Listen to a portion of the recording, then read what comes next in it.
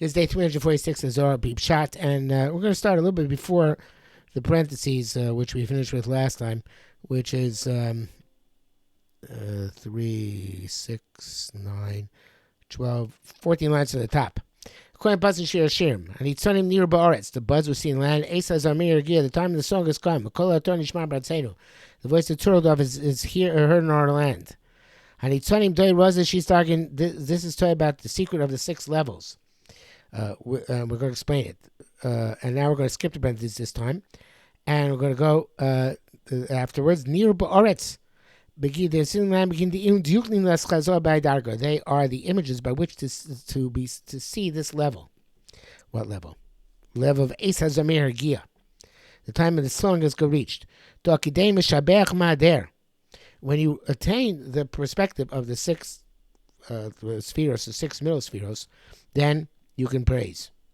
Before that, you have to have some perception of what's going on in the Bria in order to praise, in order to thank HaKadosh Baruch Hu. So therefore, until these 6 madrigas were revealed in the land, there's nothing to sing about, so to speak. At this point, you can give praise and respond. It says, so you're able to sing to HaKadosh Baruch Hu, pray, honor, and not be silenced. And this praise, which we can give to HaKadosh Baruch Hu after having experienced in the 6 madrigos, is called a Mizmor. It says, Mizmor LeDavid. Mizmor LeDavid, obviously David is Malchus, which comes after the 6 madrigas, which you perceive. The Shayes L'Shchinta Bereishon is actually the Tzitzer and the Tzitzer both point out, seems to argue on the Gemara. In the Gemara itself, it says that when it says Mizmor LeDavid, first he said Shira and then Shoslav Shchin. Gemara Pshat says David Mizmor. First the Shechina would devour upon him, and then says Shira and Mizmor David means he said Shira and then the Shechina came to him. But here it's saying in the Zohar when it says Mizmor David, the Shechina came first, right? But I don't think it makes a difference for the contradiction between the Gemara and the Zohar. I don't think it's significant for us. The point is that there is a Shechina which devolves upon David because he perceives the same thing which is said with David Mizor. We're making a point. Yes, let me make this clear. The Gemara and the Zohar argue which represents Ruach Kodesh first, which represents Shira first. But forget about which one each thing represents. Mizmor David Mizmor.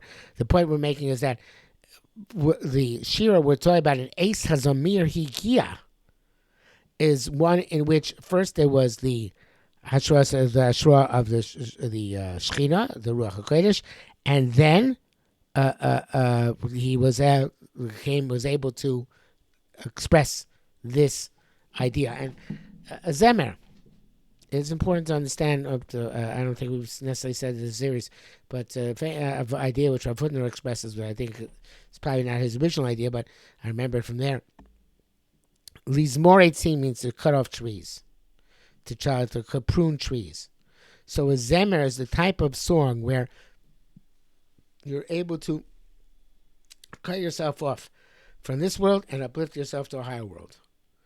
So the idea of the Eis HaZamir Yigia means you see all of these Sefiros in whatever way they manifest yourself in this world, and then you're able to ascend and connect to HaKadosh Baruch Hu in a way which you were not able to do before.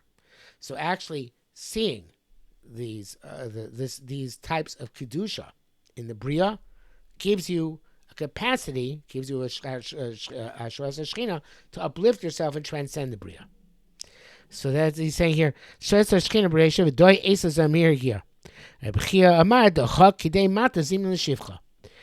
the way, he comes to the time to praise by having seen these 6 operative Sefiros in the earth, in the land. And these 6 Sefiros are operative in the first pasuk. How they become operative is a bit complicated, and now Zohar gets into it. Rabbi Amar, a world on high is closed off. Chomilism and everything, all its words, all its concepts goes off. Because it's on the highest level of secret, the day of all days, and here there's evidently a fix in the parentheses, rumen. It's of the beyond capacity.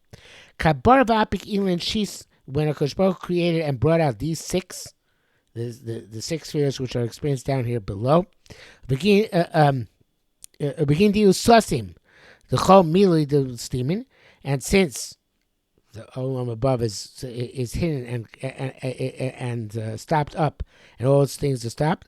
Amar Bereshis bara shis, because Baruch created six yomin Eloin, days on high. V'lo amar man bara alone. It doesn't say who created them, because we couldn't perceive it. It was beyond our perception. It was too high.